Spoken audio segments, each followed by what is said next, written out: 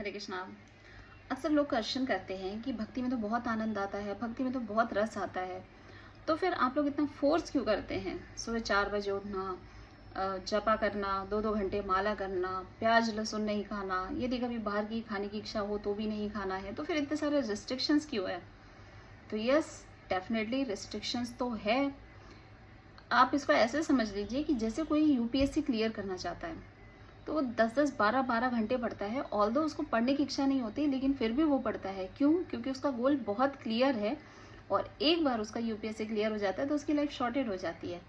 ऐसे डॉक्टर्स होते हैं, डॉक्टर्स पर कितनी कितनी रातें पढ़ते हैं, बट आई एम श्योर कि किसी को भी पढ़ने की इच्छा नहीं होती है, बट फिर भी वो पढ़ते हैं क्योंकि उनका गोल बहुत क्लियर रहता है। आप देखिए कि हमें एक्सरसाइज करने की इच्छा नहीं है, लेकिन फिर भी हम एक्सरसाइज करते हैं क्योंकि हमें पता है कि हम नहीं करेंगे तो हमारा शरीर खराब हो जाएगा, हमें बहुत सारी बीमारियां आ जाएगी, इसलिए हम सुबह उठ के योगा करते हैं। तो प्रोसेस कोई भी हो, प्रोसेस को फॉलो करने के लिए हमें डिसिप्लिन मेंटेन करना ही पड़ता है।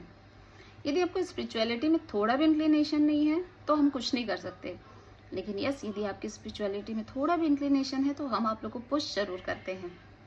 यदि आपको थोड़ा भी रियलाइजेशन हो रहा है कि आपको थोड़ा भी इंटरेस्ट आ रहा है तो हम आपको पुश करते हैं।